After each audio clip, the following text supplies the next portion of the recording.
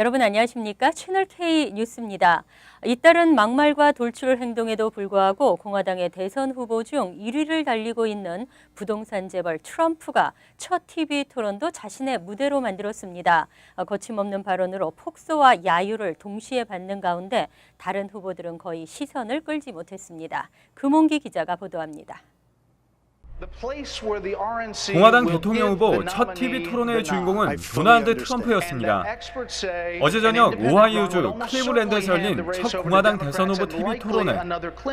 트럼프는 토론회 첫 질문으로 나온 경선 승복 문제에 대해 다른 사람이 대선 후보로 지명된다면 그 사람을 존중한다고 단언할 수 없고 현 시점에서 경선 승복을 약속할 수 없다고 말했습니다.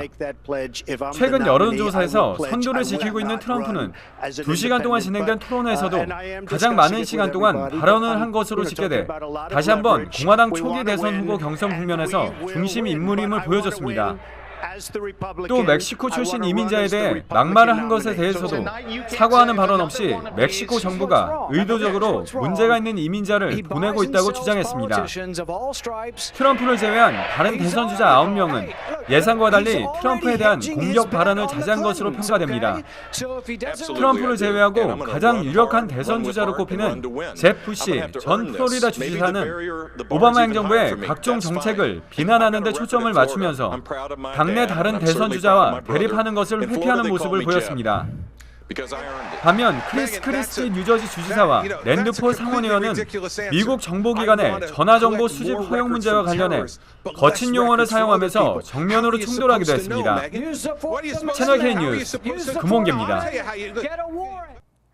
뉴욕시에서 레지오넬라균으로 인한 사망자가 총 10명으로 늘어났습니다. 누적 감염자가 100여 명에 이르면서 시 정부는 시내 모든 냉각탑의 관리 감독을 강화하기로 했습니다. 시 보건국은 사우스 브롱스에서 지난달 10일 첫 환자가 발생한 이래 6일까지 누적 감염자는 총 100명에 이른다고 밝혔습니다. 지난달 29일 31건으로 집계됐던 감염 사례가 일주일 사이 3배 이상 증가했습니다. 단 냉각탑에서 레지오넬라균이 검출된 빌딩은 5곳으로 지난 2일 이후 변동이 없었습니다. 주정부는 감염자와 사망자가 계속 늘어나면서 냉각탑이 있는 주 전역의 빌딩을 대상으로 레지오넬라균 검사를 무료로 제공하기로 결정했습니다. 또 최근 한 달 새 냉각탑에 대한 소독 작업을 하지 않은 건물주는 즉시 조치를 취하라고 당부했습니다. 시의회는 또 관련 조례 제정에도 나섰습니다. 앞으로 시내 모든 건물주는 냉각탑의 위치를 당국에 신고하고 정기적으로 검사를 받아야 합니다. 레지오넬라균은 에어컨이나 샤워기 등을 통해 호흡기로 전염되는 것으로 알려졌지만 아직 사람 간에 전염된 사례는 확인되지 않았습니다.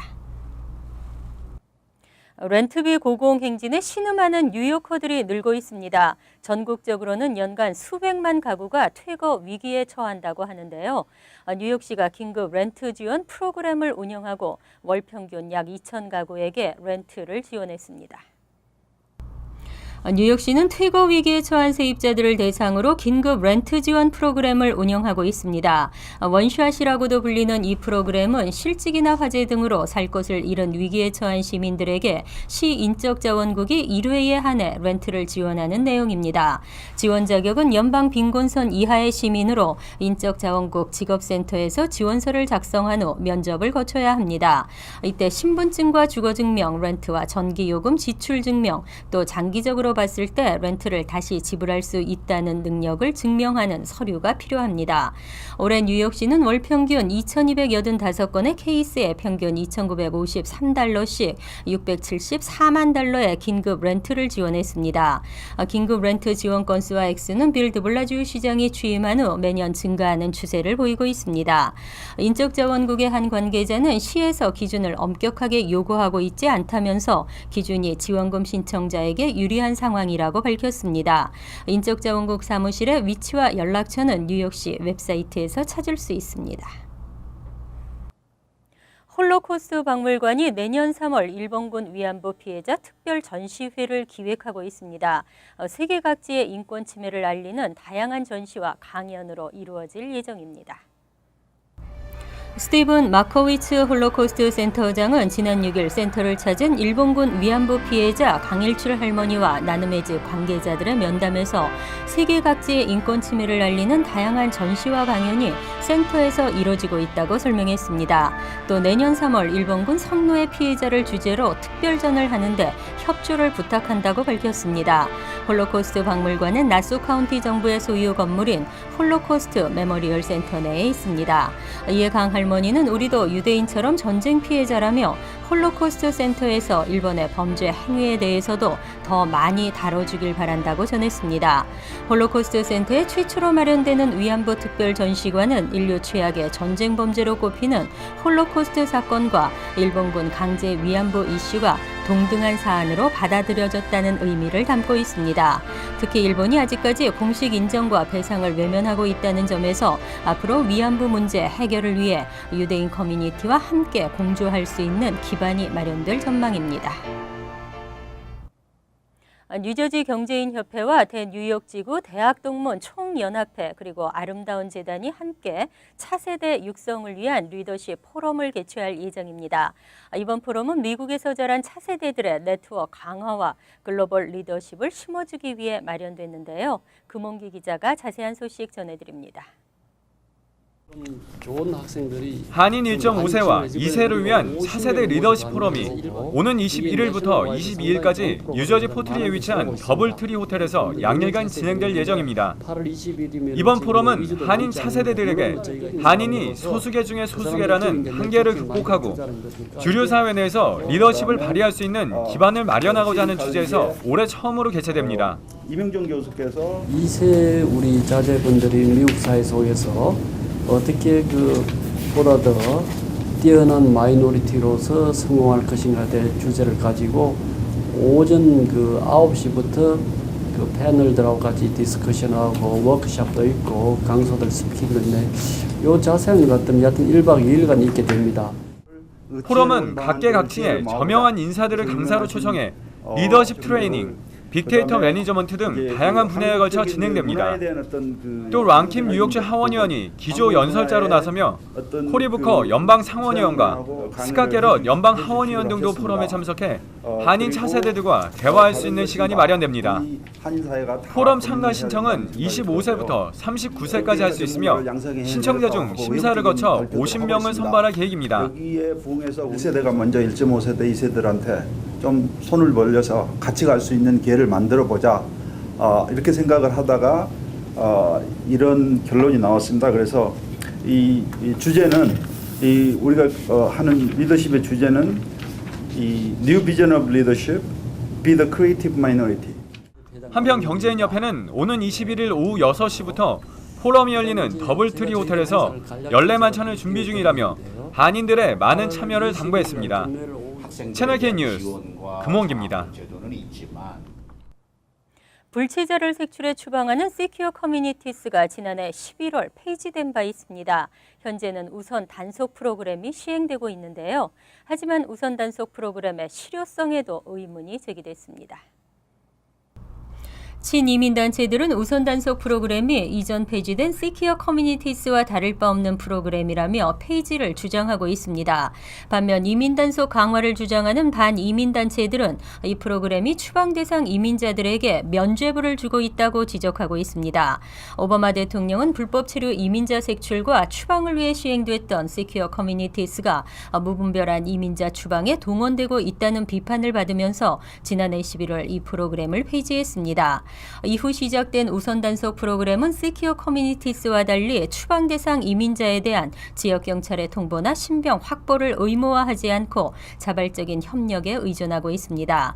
이에 이민 단속 강화를 주장하는 이민개혁연맹 측은 이 프로그램 때문에 추방 대상 이민자들이 추방에서 제외되고 있다며 비난하고 있습니다. 반면 친이민 단체는 강도가 다소 완화됐을 뿐 우선 단속 프로그램이 시큐어 커뮤니티스와 다를 바 없다며 폐지를 주장했습니다. 앞으로는 뉴욕주 경찰관의 바디캠 영상 자료가 일반에 공개됩니다. 각종 분쟁의 증거로 활용할 수 있을 전망입니다. 데니얼 스쿼드론 뉴욕주 상원 의원과 댄 쿼트 하원 의원은 어제 경찰의 바디캠 영상 자료를 일반 시민들이 열람할 수 있도록 공개하도록 하는 법안을 발의했습니다. 이 법안은 정보공개법에 의거해 바디캠 영상 자료를 공개하도록 명확한 규정을 만들고 경찰과 민간인 사이에 발생할 수 있는 각종 분쟁의 증거로 활용하도록 하고 있습니다. 법안이 시행되면 일반 시민들은 경찰의 바디캠 자료를 입수할 수 있게 됩니다. 쿼트 의원은 뉴욕시경이 바디캠 활용을 확대하고 있는 상황에서 바디캠에 촬영된 영상 자료가 일반 시민들로부터 차단돼서는 안 된다고 주장했습니다. 또 시민들은 경찰이 어떠한 활동을 하고 있는지 알 권리가 있고 특히 경찰관의 공권력 남용에 대한 불만이 있는 경우 영상 자료는 중요한 증거로 반드시 필요하다고 강조했습니다. 한편 뉴욕시민연맹 측은 경찰의 바디캠이 무분별한 감시 장치가 되지 않게 하는 것이 중요하다고 밝혔습니다. 세법을 교묘히 이용해 조세를 회피하고 역외 탈세를 하는 행위가 더욱 고도화돼가고 있습니다. 한국 정부도 이를 방지하기 위해 대폭 강화된 세법 개정안을 발표했습니다. 한국 정부는 어제 2015년 세법 개정안을 발표했습니다. 이번 개정안은 재외국민의 해외 금융계좌 신고 대상 확대를 위해 신고가 면제되는 한국 내 거주 요건을 2년 중 183일, 즉 6개월 이하로 강화했습니다. 현재까지는 2년 중 1년 이하였습니다. 또 다국적 기업의 조세 회피를 방지하기 위해 국제 거래에 대한 정보를 더 많이 제출받기로 규정했습니다. 일정한 규모 이상의 내국 법인이나 한국 내 사업장을 둔 외국 법인은 경영정보나 이전 가격 관련 거래 현황이 담긴 국제거래 정보 통합 보고서를 법인세 신고 기한까지 제출해야 합니다. 만약 지키지 않을 때는 최대 1,000만 원의 과태료가 부과됩니다. 한편 소비자가 인터넷 등을 통해 해외에서 직접 물품을 구매하는 일명 해외 직구는 관세 부담이 일부 경감됩니다. 지금은 소액 면세 한도가 15만 원이고 목록 통과는 $100지만 내년 1월 1일부터는 소액 면세나 목록 통관 가리지 않고 한도가 $150로 통일됩니다. 쉽게 얻을 수 있는 크레딧 카드 빚, 그러나 또 가장 정리하기 힘든 것이 크레딧 카드 부채라고 하는데요. 미국인들의 크레딧 카드 부채 점점 늘어만 가고 있습니다. CNBC는 연방준비제도 이사회의 최근 발표를 인용해 지난 5월 기준 미국인들의 크레딧 카드 총 부채가 $9,010억 보도했습니다. 2014년 같은 기간과 비교해 3.2% 늘었습니다. 금융 전문 회사인 너드 월렛은 7월 기준 미국 가구의 평균 크레딧 카드 부채는 $7,400라며 빚이 있는 가구만 대상으로 계산할 경우에는 가구당 $15,863에 달한다고 밝혔습니다. 한편 이와 같은 크레딧 카드 부채 증가세의 주요 원인으로는 카드빚 상환 비율이 지적됐습니다. 온라인 대출 기관 프로스퍼의 보고서에 따르면 크레딧 카드 사용자 중 매달 카드 빚을 완전 상환하는 비율은 37.4%에 불과했습니다. 특히 15.9%는 매달 크레딧 카드 부채 미니멈 페이먼트만 갚는 것으로 나타났습니다. 이로 인해 매년 이자와 함께 감당해야 할 부채가 증가하고 있는 것으로 분석됐습니다. 이와 관련해 전문가들은 크레딧 카드 발행 기관에 연체료 면제나 금리 인하를 문의하는 것이 좋다며 의외로 성공 가능성도 높다고 권고했습니다. 이어서 LA 지역 한인사회 소식입니다. 중고등학생의 70%는 수면 시간이 크게 부족하다고 합니다. 청소년기의 수면 부족은 성장과 건강에 안 좋은 영향을 미칠 수 있다며 등교 시간을 늦추자는 목소리가 커지고 있습니다. 여준호 기자의 보도입니다. 미국 내 중고등학생의 수면 시간이 크게 부족한 것으로 나타나면서 학생들의 등교 시간을 늦춰야 한다는 주장이 일고 있습니다. 질병통제예방센터는 청소년 권장 수면 시간은 8시간 반에서 9시간 반 사이지만 조사 결과 중고등학생 3명 중 2명은 이에 크게 못 미치는 것으로 나타났다며 이는 학생들의 건강에 악영향을 미칠 것이라고 지적했습니다. 이에 따라 전문가들은 학생들의 수면 시간을 늘리기 위해 등교 시간을 늦춰야 한다고 제안하고 있습니다. 현재 캘리포니아주를 비롯한 대부분의 공립학교 등교 시간은 평균 오전 8시입니다. 특히 루이지애나주의 경우 평균 등교 시간은 오전 7시 40분으로 미 전역에서 가장 이른 것으로 나타났습니다. 따라서 전문가들은 현재 청소년의 대다수가 공부나 전자기기 사용 등으로 밤 11시 이후에 잠이 드는 만큼 학생들이 오전 8시쯤에 일어나는 것이 가장 적합하며 등교 시간 역시 8시 30분 이후로 늦춰져야 한다고 강조했습니다. 실제로 질병통제예방센터의 연구자료에 따르면 학생들의 등교 시간을 30분 늦춘 결과 평균 수면 시간이 늘어나고 출석률과 학업 성취도 등이 크게 향상된 것으로 나타났습니다. 한편 미 소아과학회는 지난해 청소년의 건강과 관련해 중고교 등교 시간을 8시 30분 이후로 맞춰야 한다는 첫 정책 보고서를 발표하기도 했습니다. MBC 뉴스 여준호입니다. 한인타운의 한 비영리 단체가 7월 한 달 동안 책가방과 학용품을 기부받았습니다. 한 달 동안 300여 개의 책가방과 학용품이 모아졌는데요. 모아진 물품은 아동 보호국에 전달됐습니다. 박시문 기자의 보도입니다. 현재 LA 카운티 아동 보호국에 속한 위탁 아동들의 수는 모두 3만 7천 명입니다. 이 가운데 아시안 어린이들의 수는 모두 800여 명, 그리고 한인은 100명에 가깝습니다. 한인 가정상담소는 위탁 가정의 어린이들을 위해 둥지 찾기라는 프로그램을 실시해 지난 한 달 동안 300개가 넘는 책가방을 마련해 오늘 LA 카운티 아동보호국에 전달했습니다. 도움이 필요한 애들이 참 많습니다. 부모도 없고 친척들도 없고 아무것도 없는 애들이 많아서 백패크든 뭐 아무거나 도와줄 수 있는 상황에서는 저희 아동보호국에 있는 시스템에 있는 불쌍한 애들 위해서는 너무너무 감사하게 생각하고 둥지 찾기 프로그램을 진행하는 멤버들은 학생들이 한 학기 동안 쓸 수 있는 학용품들을 정성스럽게 준비해 책가방에 넣었습니다. 둥지 찾기 멤버에 따르면 평균 3만 7천 명의 위탁 아동들의 대학 진학률은 1% 정도밖에 되지 않아 공부할 수 있는 환경을 만들어주는 것이 중요하다고 강조합니다. 50%의 아이들이 18살이 돼서 퇴소가 될 때 이 아이들은 홈레스가 됩니다. 그렇기 때문에 여러분들께서 이렇게 준비해 주신 것이 아이들이 학업을 더 열심히 할 수 있고 이번 프로그램은 한인타운의 은행들을 비롯해 개인부터 책가방 제조회사까지 모두 마음을 가방에 함께 담아 전달했습니다. MBC 뉴스 박시몬입니다. 월드리포트입니다. 멕시코 마약 조직의 왕이 탈옥한 지 3주가 지났지만 행적이 묘연합니다. 하지만 시민들은 그를 색출하는 데 협조하기는커녕 오히려 영웅시하고 있습니다. 인도 뉴델리. 한 할아버지가 아침부터 동네를 돌며 큰 소리로 뭔가를 외칩니다. 그 소리에 집 밖으로 나온 사람들이 내민 건 더 이상 소용없게 된 약들. 이 집 저 집을 돌며 모은 약이 어느새 가방을 가득 채웠습니다. 약 할아버지라 불리는 옴카르나스 씨는 이 일대에선 이미 유명 인사. 다리를 절면서도 지난 8년 동안 매일 6km가 넘는 길을 걸어다니며 약을 모으고 있습니다. पहले तो मैंने स्टार्टिंग में पब्लिक से कलेक्शन करना शुरू करा था जस्ट लाइक बेगर्स एक जस्ट लाइक होकर्स होकिंग करता था हाँ साहब है कोई जो बेकार की दवाइयों को दान करेगा जो दवाइयाँ आप 이렇게 모은 약들은 종류별로 구분해 그가 운영하는 무료 약 은행에 저장합니다. 그러면 약을 살 형편이 못 되는 환자들이 이곳을 찾습니다.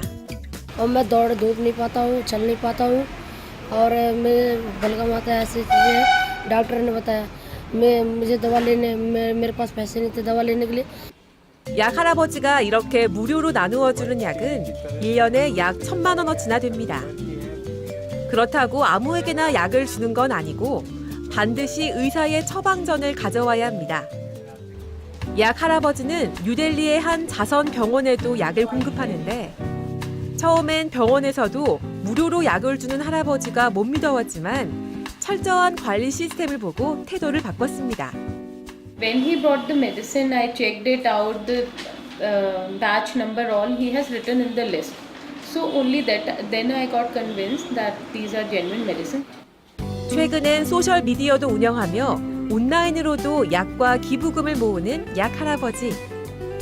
더 이상 약이 없어 치료받지 못하는 사람이 없는 세상을 꿈꾸며 오늘도 어김없이 약 모으기에 나섭니다. 간추린 소식입니다. 뉴저지 30대 한인 아빠에게 폭행을 당해 중태에 빠졌던 생후 5개월 남자아이가 결국 사망했습니다. 버겐 카운티 검찰은 어제 아이의 사망으로 38살 최모 씨에게는 상습 폭행 및 아동 학대 혐의와 함께 살인 혐의가 추가됐다고 발표했습니다. 현재 최 씨는 $75만 의 보석금이 책정된 상태로 버겐 카운티 구치소에 수감 중입니다. 뉴욕 시내 모든 공립학교에 금속 탐지기가 설치될 전망입니다.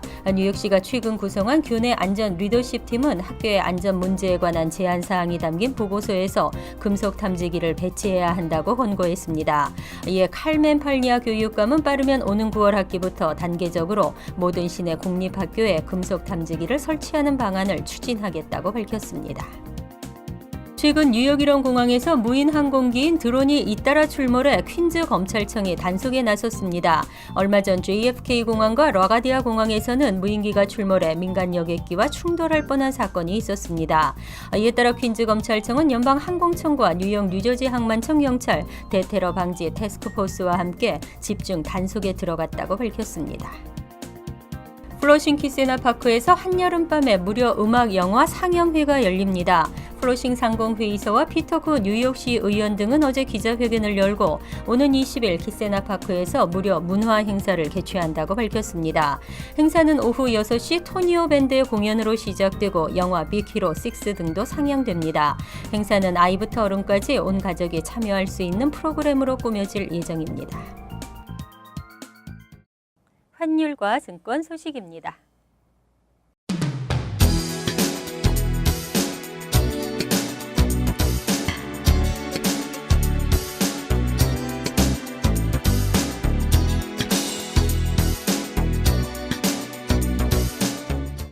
이어서 날씨입니다.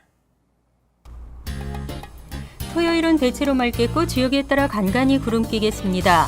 낮 최고 기온은 85도, 섭씨 29도, 밤 최저 기온은 70도, 섭씨 21도로 예상됩니다. 일요일은 대체로 맑은 날씨가 이어지면서 쾌청하겠습니다. 월요일은 오후 들면서 차차 구름이 많아지겠습니다. 화요일은 대체로 흐리면서 스톰의 영향권 아래에 있겠고 습도가 높겠습니다. 항상 여러분과 함께하는 채널 K 뉴스 여기서 마칩니다. 편안한 주말 되시기 바랍니다.